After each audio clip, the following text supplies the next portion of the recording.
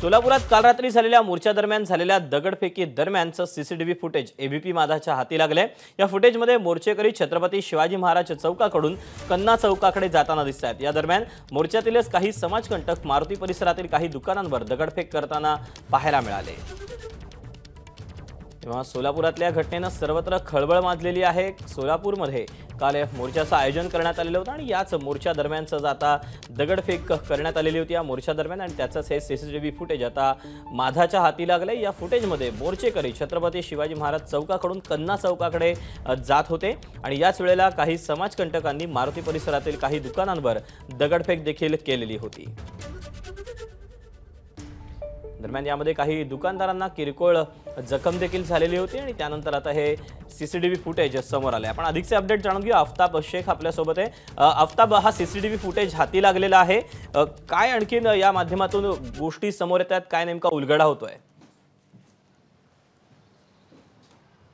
दीपक, खरं तर काल छत्रपती शिवाजी महाराज चौकातून 6 वाजता संध्याकाळी हा मोर्चा निघालेला होता आणि 6:25 ज्यावेळेस हा मोर्चा सोलापुरातल्या मधला मारुती परिसरामध्ये पोहोचलेला होता आणि त्याच वेळेस जे आहे ते मोर्चातील काही समाजकंटक जे आहेत ते अज्ञात समाजकंटकांनी दगडफेक जी आहे ती काही दुकानांवरती केलेली होती। काही दुकानांचं नुकसान देखील या दगडफेकीमध्ये झालेलं होतं। सीसीटीव्हीच्या फुटेजमध्ये आपण जर बघितलं तर मोर्चा ज्यावेळेस सगळं पुढे गेला त्यावेळेस शेवटच्या बाजूला राहिलेले काही जे मोर्चेकऱ्यांमधले समाजकंटक होते त्या अज्ञात समाजकंटकांकडून दुकानांवरती ही तोडफोड करण्यात आली, दगडफेक जी आहे ती करण्यात आली।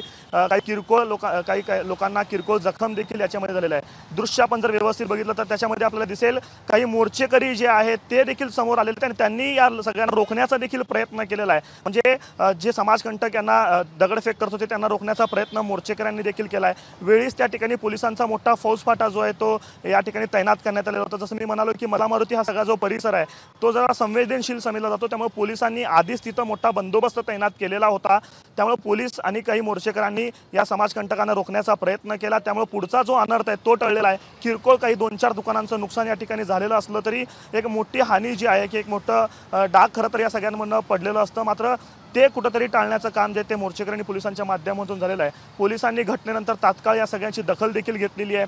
आपण जसं सांगितलं की 2 आरोपींवरती सतीश शिंदे आणि शेखर स्वामी या 2 आरोपींना पोलिसांनी अटक केलेली आहे। 10 ते 15 लोकांना अज्ञात लोकांवरती गुन्हे देखील या सगळ्या संदर्भात पोलिसांनी दाखल केलेले आहेत। कलम जर आपण बघितलं तर अतिशय गंभीर असे कलम या सगळ्या प्रकरणामध्ये पोलिसांनी लावलेले आहेत। तर दुसरीकडे चितावणीखोर वक्तव्य केल्याप्रकरणी नितेश राणे आणि आमदार टी राजा सिंग या दोघांवरती देखील आता गुन्हे दाखल झालेले आहेत। पोलिसांनी या सगळ्या पार्श्वभूमीवर खरं तर सोलापूरच्या दंगलींचा इतिहास आपण जर बघितला तर अतिशय संवेदनशील परिसर सोलापूर काही वर्षात राहिलेला आहे आणि आत्ता मागच्या काही वर्षांपासून सोलापूर शांत झालेला आहे। तर या सोलापूरची शांतता कुठं बिघडू नये याची खबरदारी जी आहे ती पोलिसांकडून घेतली गेली असं आपल्याला दिसतंय। मोर्चेमधल्या काही लोकांनी देखील याची खबरदारी घेतलेली आहे, समाजकंटकांना अडवण्याचा प्रयत्न केल्याचं सीसीटीव्हीमध्ये फुटेजमध्ये दिसतंय, मात्र काही समाजकंटकांकडून जे आहे ते दगडफेक झाल्याचं देखील या सीसीटीव्ही फुटेजमध्ये आपल्याला पाहायला मिळेल।